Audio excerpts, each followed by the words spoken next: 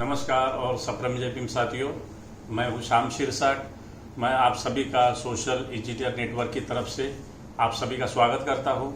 इस नेटवर्क के या चैनल के जरिए हम डॉक्टर बाबा साहब अम्बेडकर ने मराठी अखबार मूक नायक या बहिष्कृत भारत में लिखे हुए मराठी लेखों का हिंदी में अनुवाद करके समझ रहे हैं और साथ ही उसकी आज के संदर्भ में भी चर्चा कर रहे हैं। यह हमारा 12वां वीडियो है।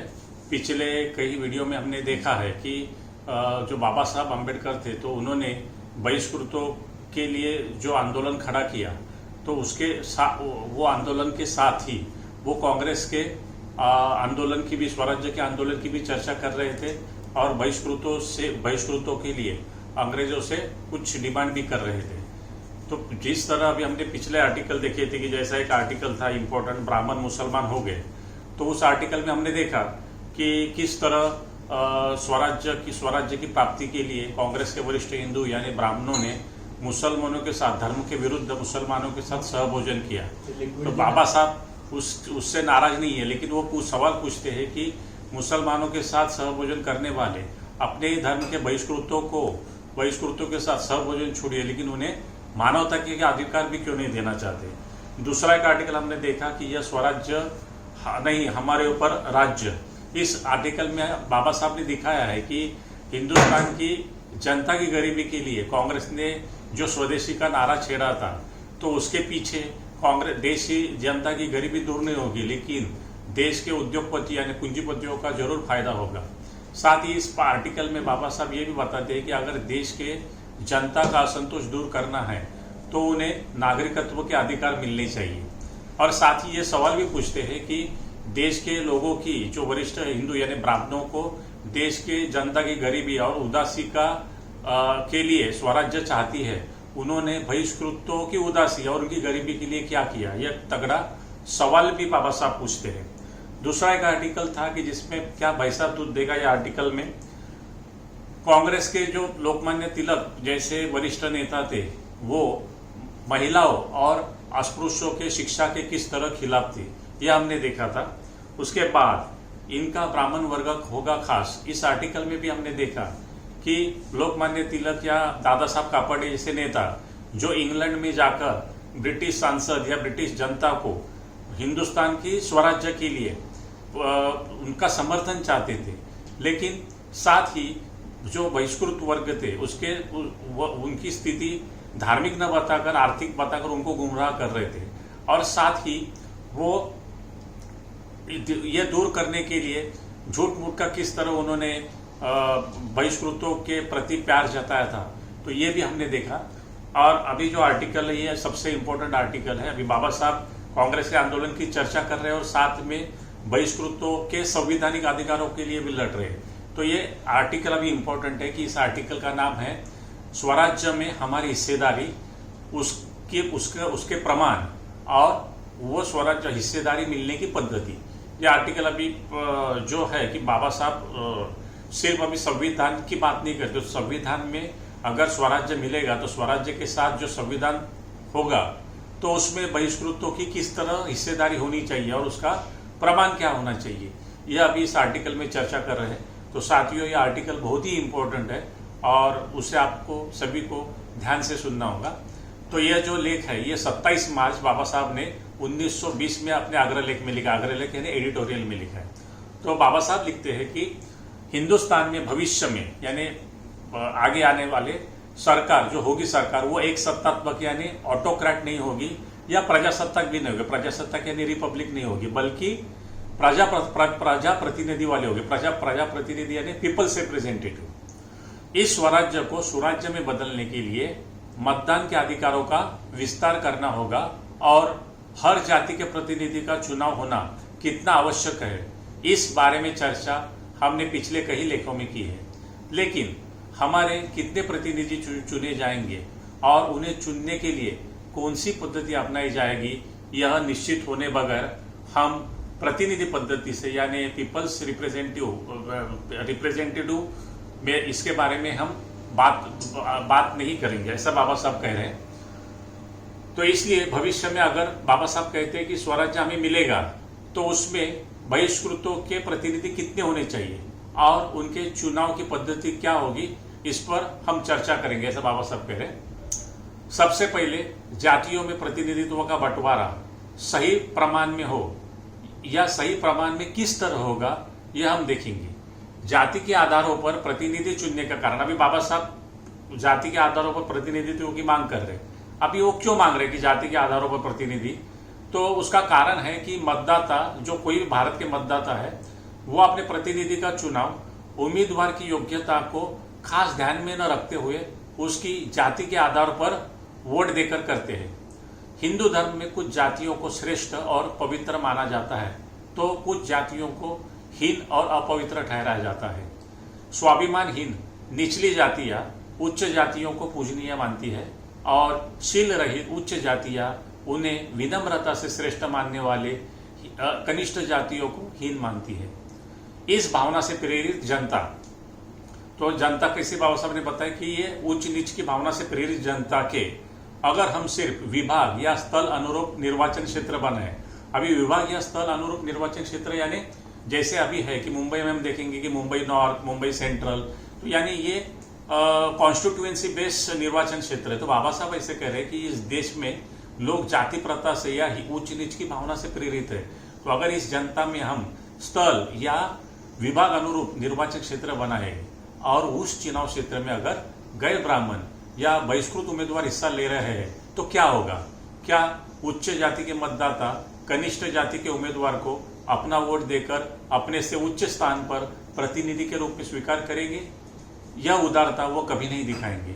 इसके विपरीत वह उम्मीदवार अगर ब्राह्मण होगा तो वर्ण अभिमान से प्रेरित होकर ब्राह्मण अपना वोट उसे देंगे, लेकिन और अचरज की बात यह है कि गैर ब्राह्मण भी उसे अपना वोट देकर पुण्य का संचय करने में पीछे नहीं हटेंगे। इतना ही नहीं, अगर स्पर्धा में ब्राह्मण, गैर ब्राह्मण और बहिष्कृत वर्ग के उम्मीदवार चुनाव लड़ेंगे तो ब्राह्मण लोग गलती से भी ब्राह्मण उम्मीदवार के अलावा किसी को अपना वोट नहीं देंगे। स्वजाति के हितों का ब्राह्मणों का गुण सही में अनुकरणीय है, लेकिन अपनी स्वजाति के खिलाफ अंधश्रद्धा से गैर ब्राह्मण और बहिष्कृत अपना वोट ब्राह्मण उम्मीदवार को देगा, यह निश्चित है।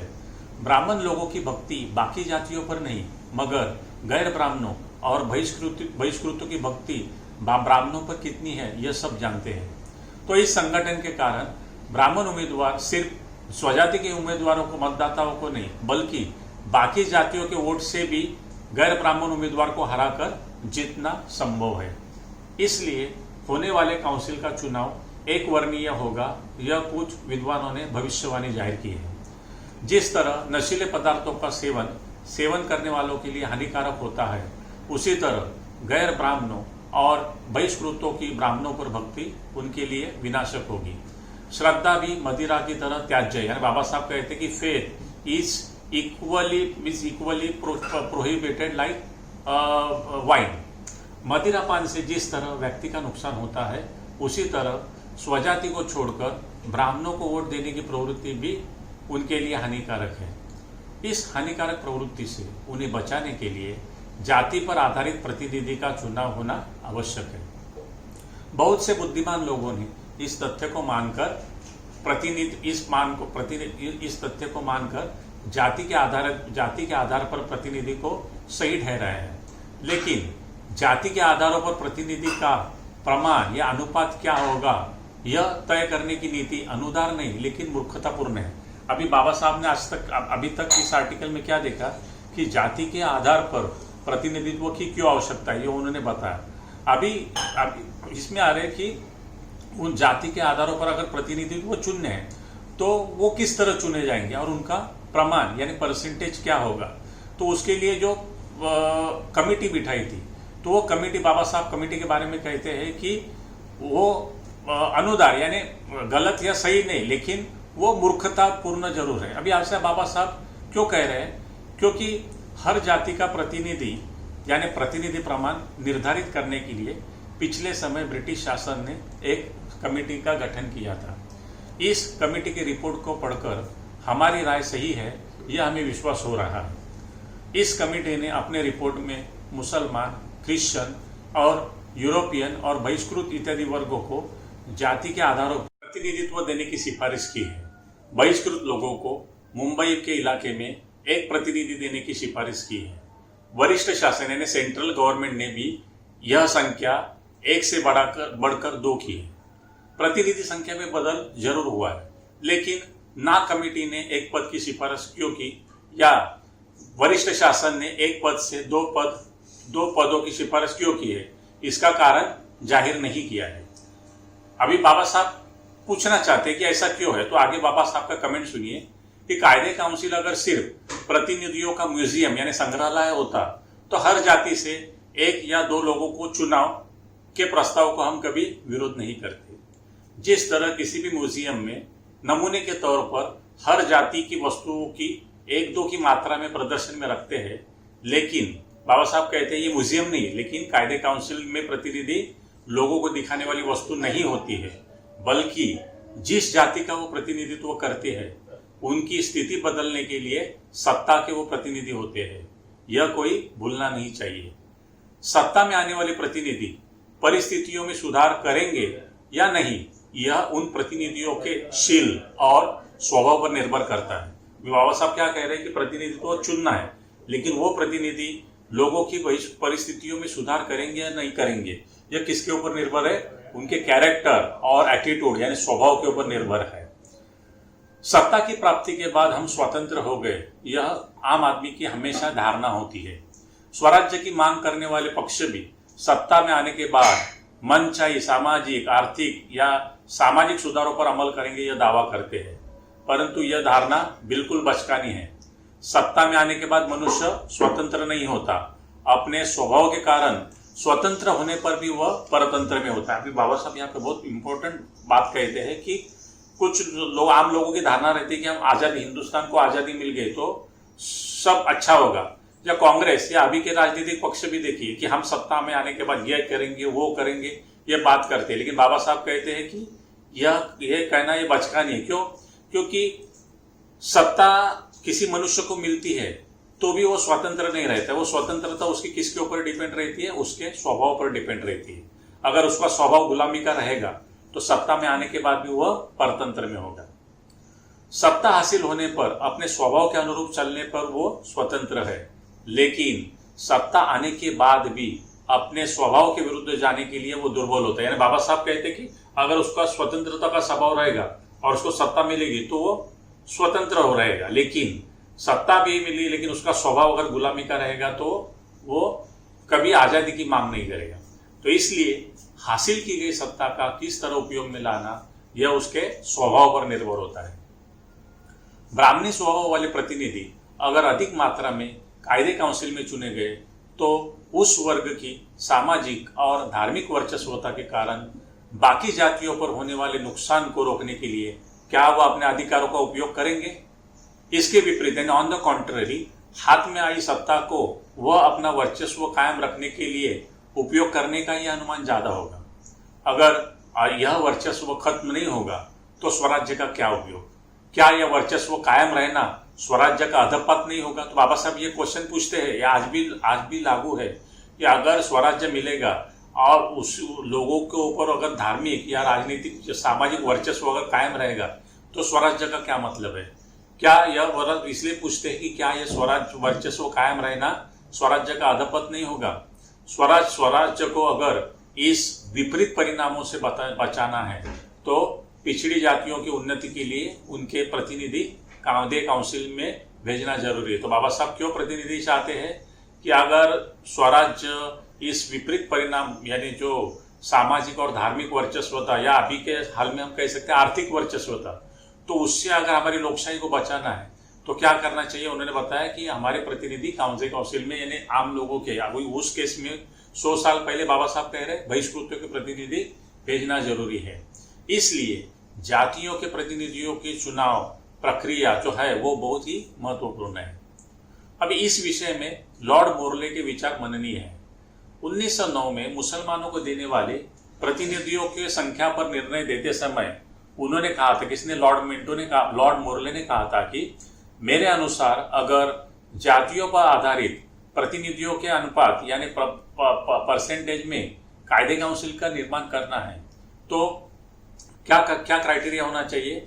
तो इस जातियों के आपसी संबंध या व्यवहार, उनकी इच्छाएं और उनकी जरूरतें इत्यादि का पूरा ख्याल रखना पड़ेगा। तो लॉर्ड मोरले क्या कहते हैं कि अगर आपको जो कायदे काउंसिल है वो अगर जातियों के आधार पर करना है, उनके प्रतिनिधियों के आधार पर करना है, तो ये जो जातियां हैं उनके आपसी संबंध, उनके इच्छाएं और उनकी जरूरतों का ख्याल रखना पड़ेगा।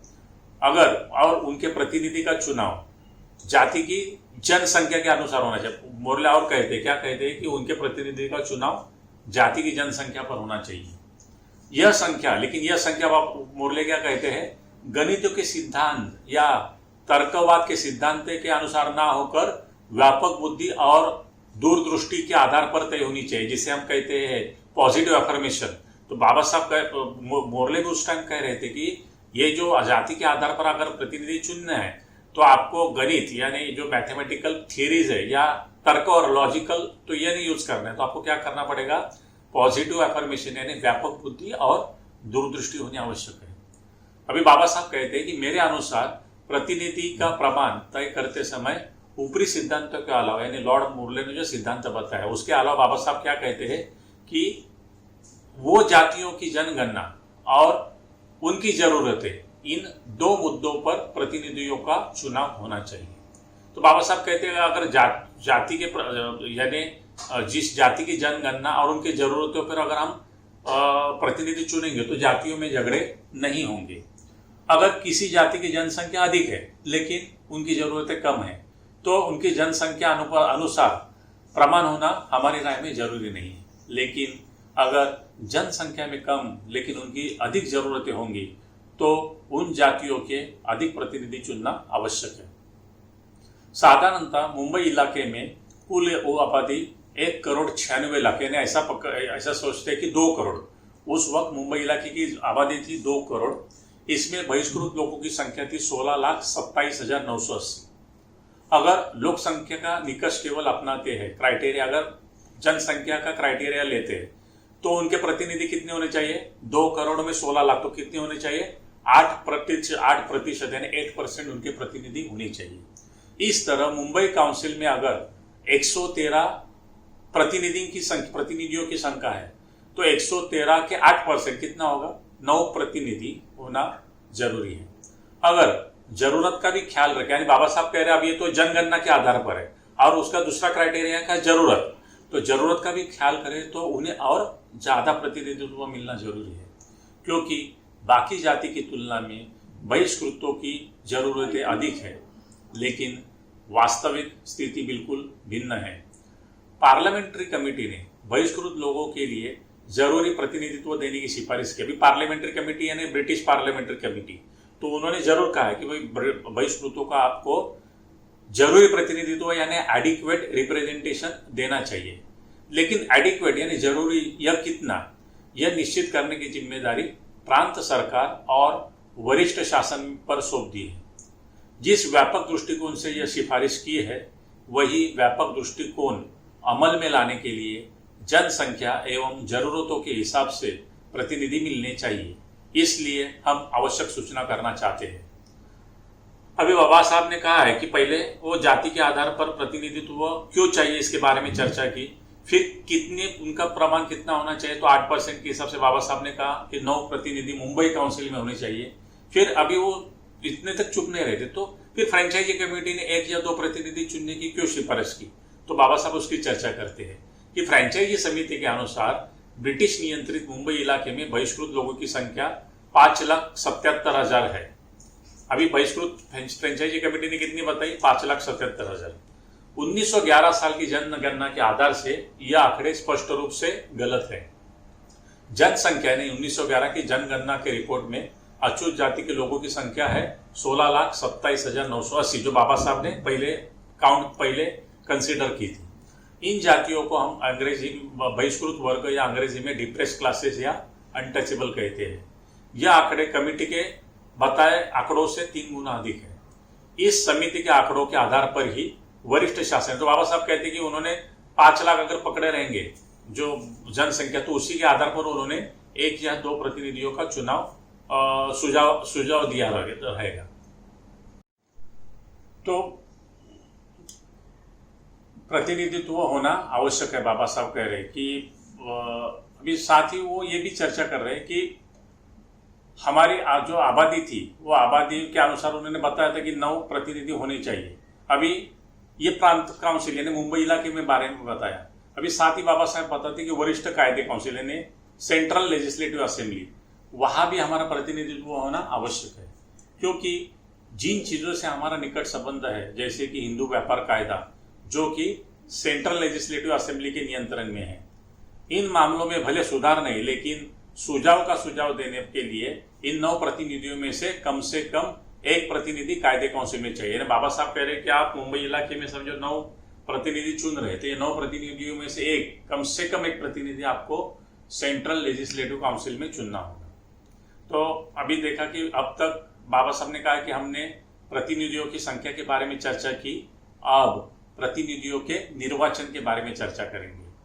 कायदे काउंसिल में प्रतिनिधियों का निर्वाचन सरकार अपनी मर्जी से या लोगों के द्वारा चुनाव से करती है।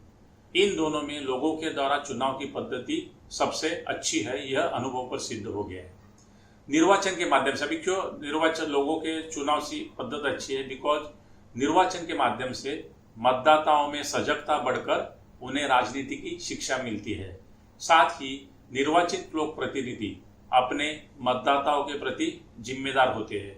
इसके विपरीत ऑन द कॉन्ट्ररी शासन द्वारा नियुक्त प्रतिनिधि लोगों के प्रति जिम्मेदार कम और शासन के प्रति अधिक जिम्मेदार होते हैं। कभी कभी नियुक्त प्रतिनिधि, सरकार के द्वारा नियुक्त प्रतिनिधि लोगों का विश्वासघात करने से भी कतराते नहीं, क्योंकि काउंसिल में उनका प्रवेश लोगों की इच्छा पर नहीं बल्कि शासन की इच्छा पर निर्भर होता है। सरकार की नीति और लोगों की इच्छाएं हमेशा एक ही दिशा में नहीं रहती, लेकिन जो सरकारी नीतियों में केवल हाँ भरते हैं उनसे लोगों का कल्याण होना संभव नहीं है। अगर जिन समाज के प्रतिनिधियों की नियुक्ति शासन द्वारा होती है वह समाज चुनाव द्वारा प्रशिक्षित यानी राजनीतिक शिक्षा न मिलने पर हतभागी और मुरझा जाता है। चुनावी प्रक्रिया का दोहरा लाभ, अभी बाबा साहब ने बताया कि अगर लोगों द्वारा अपने प्रतिनिधि चुनेंगे तो उसके 2 फायदे हैं। तो पहला बताया कि लोगों के द्वारा जो चुने गए प्रतिनिधि लोगों के प्रति अधिक जिम्मेवार होते हैं, और दूसरा क्या बताया कि चुनाव से लोगों को राजनीतिक शिक्षा मिलने से उन्हें फायदा होता है। तो इसलिए बाबा साहब कहते हैं कि भविष्य में अगर कायदे काउंसिल में सरकार हमारे प्रतिनिधि नियुक्त करेगी, यानी चुनाव नहीं करेगी तो नियुक्त करेगी, तो हमें राजनीतिक शिक्षा न मिलने से हमारे प्रतिनिधियों से हमारे हितों की रक्षा करने के लिए यह मानना हमारा मन नहीं कर रहा है। अभी बाबा साहब आगे कहते हैं कि हर एक व्यक्ति को अपनी संपूर्ण उन्नति के लिए सामाजिक परिस्थिति किस प्रकार की हो यह चुनने के अवसर प्राप्त होने की स्थिति को स्वराज्य कहते हैं। दोस्तों, ये स्वराज्य की बहुत ही महत्वपूर्ण व्याख्या बाबा साहब कहते हैं। बाबा साहब क्या कहते हैं कि किसी भी व्यक्ति को अपनी खुद की उन्नति के लिए सामाजिक परिस्थिति किस प्रकार की हो यह चुनने का अधिकार प्राप्त होना, इसे स्वराज्य कहते हैं। इस प्रकार के स्वराज्य की स्थापना के लिए हर मनुष्य को चुनाव का अधिकार प्राप्त होना आवश्यक है, और साथ ही यह जो प्रतिनिधित्व है यह आबादी के अनुपात में मिलने चाहिए। लेकिन भविष्य में प्राप्त संविधान में हिस्सा लेने वाले लोगों को यह अवगत नहीं है। अन्यथा मतदान के अधिकारों को संकुचित बनाकर जाति की आबादी पर प्रतिनिधित्व को विरोध करने वाले और सामाजिक एवं धार्मिक दुर्बलों पर स्वामित्व प्राप्त करने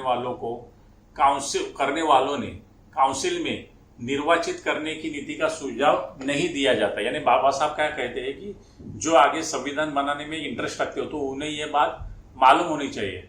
और वो आगे भी कहते हैं कि जो मतदान के अधिकारों को संकुचित करना चाहते हैं, जातियों के आधार पर प्रतिनिधित्व का विरोध कर रहे हैं और सामाजिक और धार्मिक दुर्बलों पर स्वामित्व करना, यही उनका मकसद है, तो उन्हें हम मान नहीं सकते। तो इसलिए बाबा साहब आगे कहते हैं कि जो स्वराज्य के नाम पर बाकी लोगों पर राज करना चाहते हैं उन्हें ही यह संविधान मंजूर होगा।